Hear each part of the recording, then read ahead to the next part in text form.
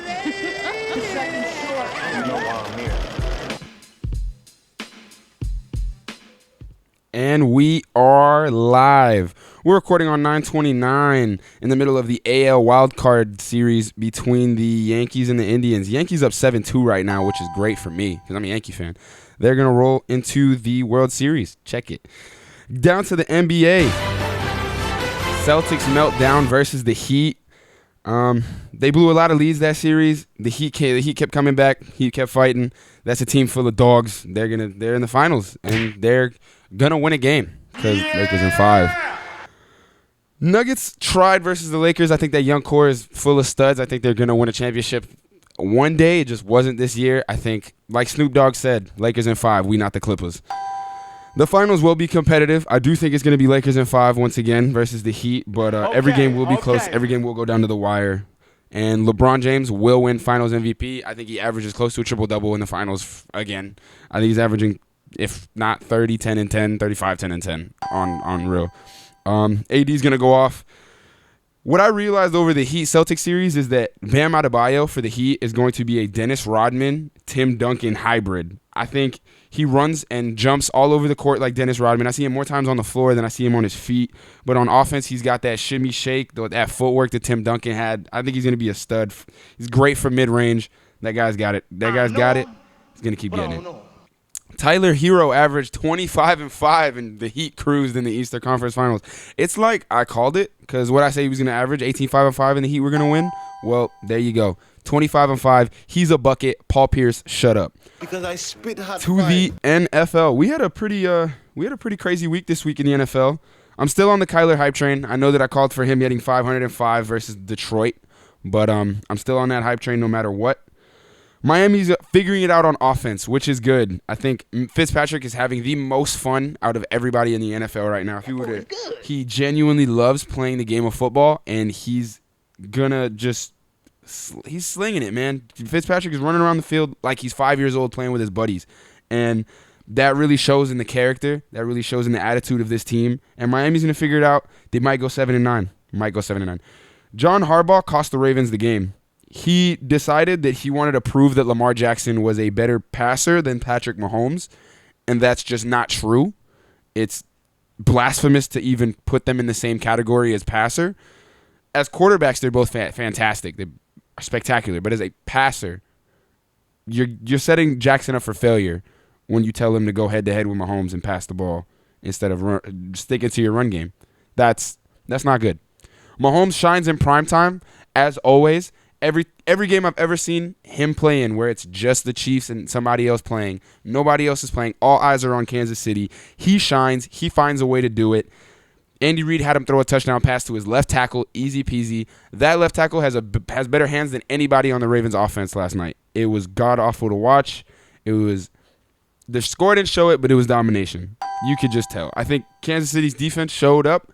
I think they did what they had to do. I think they proved that they're a unit. They proved me wrong. I said that they were going to cost the Chiefs. They didn't. They held Lamar to 97 passing yards on 28 attempts. I think Gronk is going to is showing flashes. Him and Brady are going to figure it out. Tampa's still not going to do anything in the postseason, but like I said, they might go 10-6 when you have the greatest quarterback of all time in a lot of people's opinions and one of the greatest tight ends of all time on the same team. Something's going to happen. Burrow is already a better quarterback than Carson Wentz. Burrow the Bengals tied with the Eagles. The Eagles were a playoff team last year, and the Bengals went 2-14 and had the first pick. That's crazy. Joe Burrow over Carson Wentz every single day of the week, and it's not even close. Okay. The Saints proved that they are trash. The Saints proved they're not going to win anything with Drew Brees at quarterback. The Saints' Sean Payton era is over. They need to move on from both Brees and Payton if the Saints want to get anywhere soon. You're going to learn today. Green Bay versus Seattle will be the NFC Championship game. I think those are two of the best quarterbacks in the NFL for sure. Green Bay is one of the best teams in the league for sure. But I think even with that injury-riddled defense, when you have Russell Wilson at quarterback, all you're going to do is win games. He's back-to-back games with 5 touchdowns, and this leads me to it. Russ is going to Russ. Russell Wilson for MVP. I will say it all 17 weeks that football is going on. Even the week that he doesn't play, I will say Russ is going to Russ and Russell Wilson for MVP. Nobody else is even close. Dan Quinn will be fired. Said it last week. I'm going to say it again. Dan Quinn will be fired. Detroit upset Arizona. Like I said earlier, Kyler didn't really have the game that I thought he was going to have. Threw a couple picks. Wasn't very good. I think he's going to bounce back better. Detroit showed resiliency, and Matt Patricia won a game. You know, Matt Patricia isn't the best head coach, was a great defensive coordinator, but I think he's out at the end of the season. But Detroit upset Arizona. Got to give him credit for that. Carolina beat the Chargers. I expected Justin Herbert to shine versus Carolina. He didn't. I think he threw a pick and a touchdown. He had okay stats, didn't do anything great. You could tell he's definitely needing to develop and needs to stay in that quarterback room for as long as possible before seeing the field again. I think Tyrod needs to come back so that Herbert can get a little bit more seasoned in that playbook before he gets the job next year. The Texans start 0-3, but don't fear because the Houston Texans will be in the playoffs. At 0-3, they are my playoff team. Of all the 0-3 teams, they're going to make the playoffs. Everybody in Houston, deep breath in, deep breath out. RELAX. Relax. Because I spit hot fire. To quote the GOAT. And this leads me to our flavorful five for the week. I got Cleveland, the Brownies, dominating America's team. I think Baker goes off. Odell chews up that secondary. Dallas has nothing to offer Cleveland. It's going to be a high-scoring one for sure, but Cleveland on top. I think Baker's better than Dak. Baker's better than Dak. I don't know about that one, but Dak definitely doesn't deserve $50 million like he wants. I think he's reaching. I think he needs to move on from Dallas because they're never going to agree on anything. He's definitely not the quarterback they need. They're not the situation that he needs. He needs to get out for the sake of both of those sides. Joe Burrow is going to shine in a high-scoring game versus Jacksonville. I think he gets his first dub. That tie versus Philadelphia really, really pissed him off. Now I think he's got this pit in his stomach. He's got a chip on his shoulder. He always will. He's got it. And I think that's going to show versus Jacksonville when he walks in there and throws for 404. I think he's going to light up that defense, and it's going to be a high-scoring one because Gardner Minshew's nobody to play around with. I think he's pissed about that Dolphins game. Beard over mustache. Anyway, the Raiders will beat the Bills in Las Vegas to stay undefeated in Las Vegas since moving to Las Vegas. Stadium's beautiful, and I think it's going to provide mojo because I think Derek Carr goes in there and feels like he has something to prove because of all those haters. You know, he started 2-0, lost the game, and everybody got on him again. So I think the Raiders will beat the Bills in a revenge game for Derek Carr. Denver's backups will beat the Jets. I think Denver with two backup quarterbacks and $35 million on injured reserve will find a way to make the Jets blow this game. It will be the stink bowl of the year. I'm naming it my stink bowl of the year. I didn't mean to offend you. Irene Aldana will become a contender with big W over Holly Holm. I think everybody knows who Holly Holm is. Kicked Ronda Rousey's head off, and Irene Aldana will snatch up all those eyes and make everybody that watches realize that she's there at 135 and that she's nothing to be messed with. And that leads me into the UFC. Juan Espino, dominant. Choked him out with a head and arm choke from side mount. He completely, utterly dominated some guy that trains with the heavyweight champ of the world in one of the best smaller gyms in the world. So that's awesome. He's on the rise at heavyweight. Everybody above 205 pounds, watch out. City Kickboxing went 2-2 over, and the Yankees, 7-2 though. We're winning still. That's awesome. Okay. City Kickboxing went 2-2 over this card. They had 4 fighters. Israel Adesanya was one of them. We'll get to that later. But that is the gym of the year and the coach of the year going 2-2 on a card. Not really what they wanted, but Kai Kara France had to fight a stud in Brandon Royval. Royval will be UFC flyweight champ. He took him, got up, shook him off, and gave him back. Threw a spinning back elbow from his knee after getting knocked down. I've never seen that. Been watching the UFC for 5 years now. MMA is my favorite sport.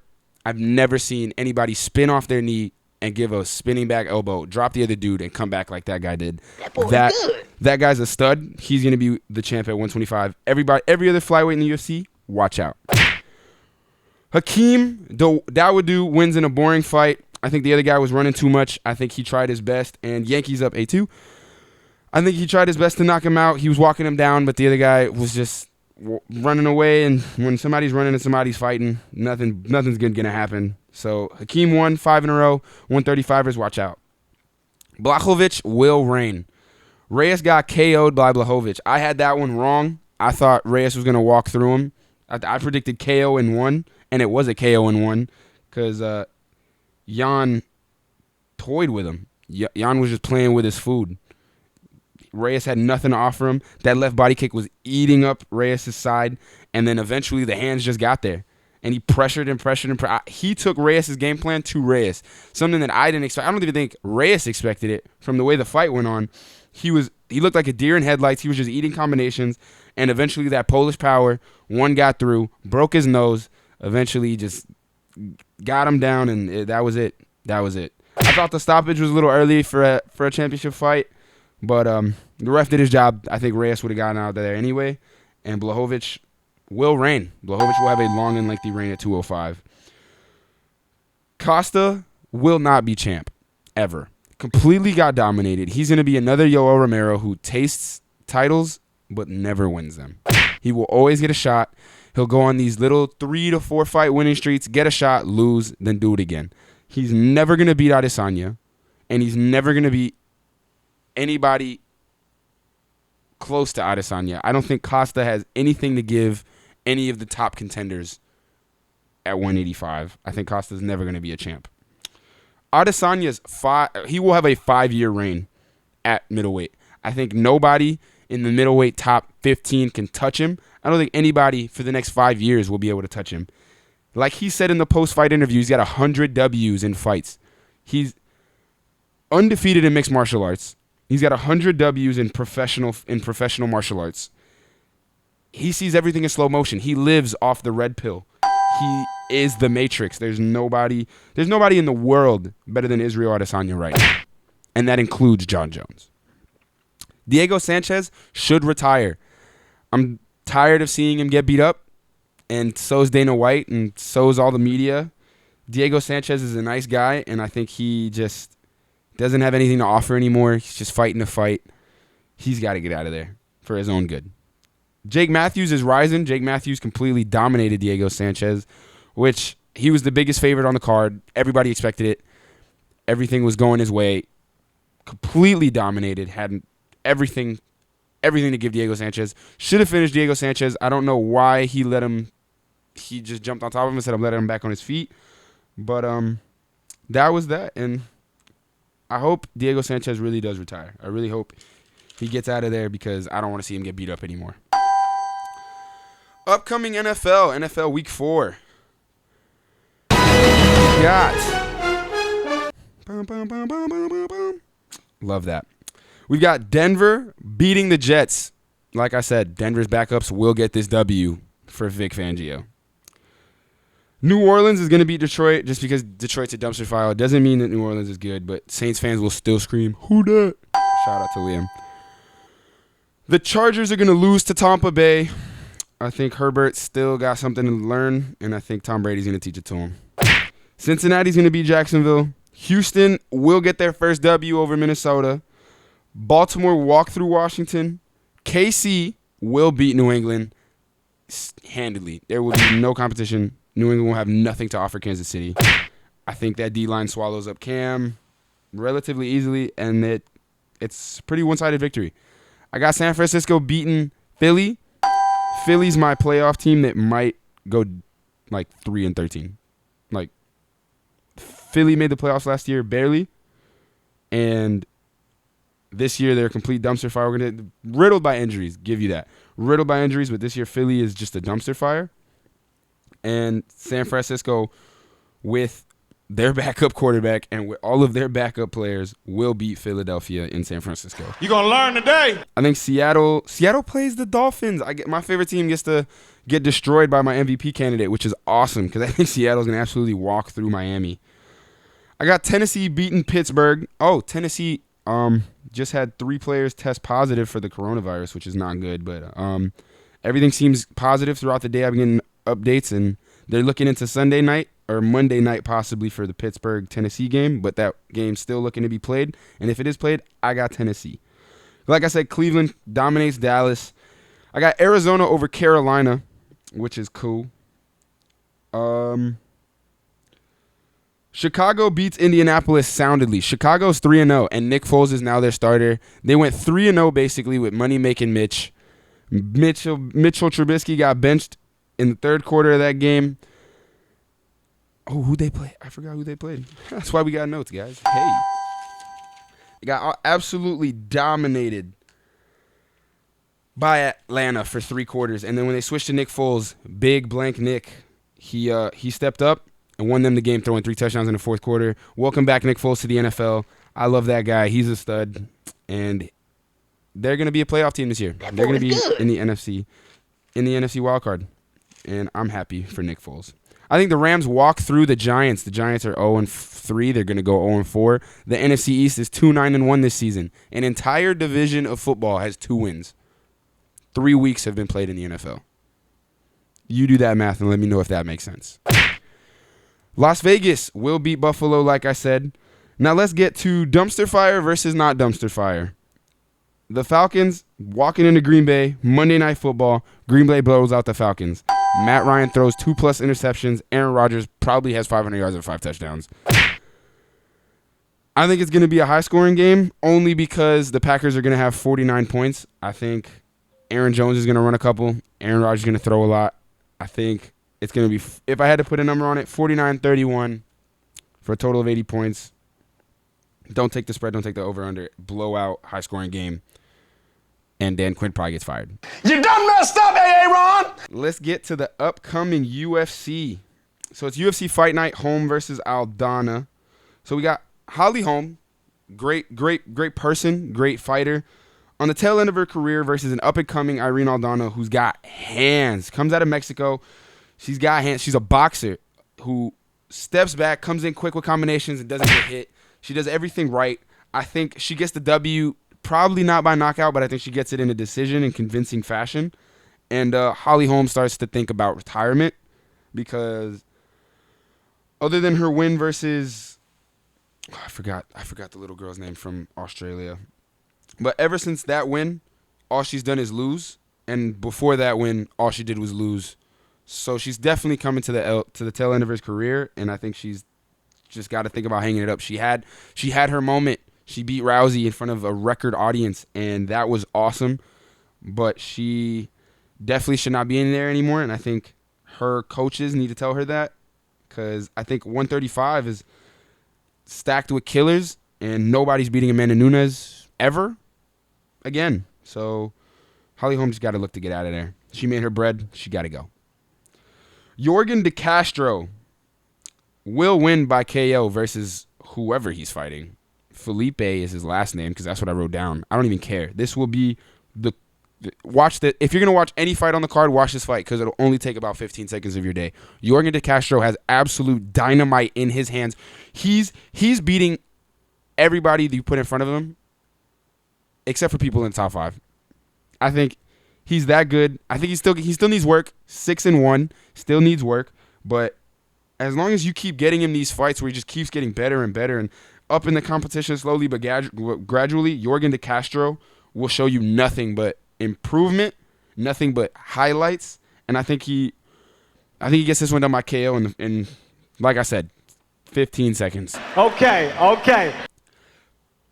Durandamy versus Pena is a fight that I was surprised they didn't want to give their own fight card because Durandamy is a huge name.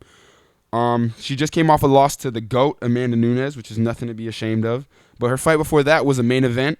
So the fact that she's the third to last fight on the card is kind of confusing to me. I feel like they could have made that a main event for sure.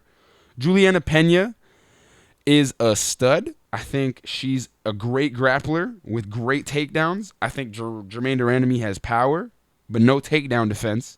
And if I'm going a wrestler versus a Muay Thai specialist with no takedown defense, I'm going to go the wrestler every day. I got Juliana by sub, probably in round 2 after she's already grinded her out for 7 or 8 minutes on the mat. This next one breaks my heart. Carlos Condit versus Court McGee is on the undercard. There's 5 fights after Carlos Condit, and that's on a fight night, not on a pay-per-view. And that's crazy because Carlos Condit deserves more respect than that. Carlos Condit has been in some of the greatest fights in UFC history. He's got that war with Robbie Lawler. That's Stinkfest versus Nick Diaz, but you're gonna fight Nick. You had to fight Nick Diaz like that, but he's been in there with George St. Pierre. Like, this is a guy that deserves all the respect in the world. The natural born killer, and you're gonna put 5 fights in front of him on a UFC fight night for free. That doesn't make that's a disgrace. I think the UFC should apologize to Carlos Condit. I think they should apologize to Court McGee too, because Court McGee is a stud in his own right. He was coached by Chuck Liddell on The Ultimate Fighter. He's got a name. Both these guys got huge names in the sport, and the fact that they're on the undercard on ESPN Plus instead of on the main card just hurts my feelings. But I got Condit by decision. I think, yeah, even though they're both on the tail end of their career, I think they could both still put up a good fight. And ESPN is showing Derek Jeter on the screen. That makes me happy. Love you, Captain. But yeah, the fact that that's not higher on the card is making me mad. So let's go to breaking news for the week. The Pac-12 is coming back in November for a 7-game slate. The Big Ten's coming back, and congratulations to SCLSU because their water boy broke the NCAA sack record with 16. Yeah, that's cool because LSU lost. So I'm glad that the water boy was able to step up for the state of Louisiana. Y'all got a stud. SCLSU in the Bourbon Bowl, they will win. Probably because Bobby Boucher shows up at halftime. Okay, But that's it for the week. Thank you guys so much. Thanks to the Raw DJs. And use your blinker. Be kind. Cowboys suck. And we are done. Woo!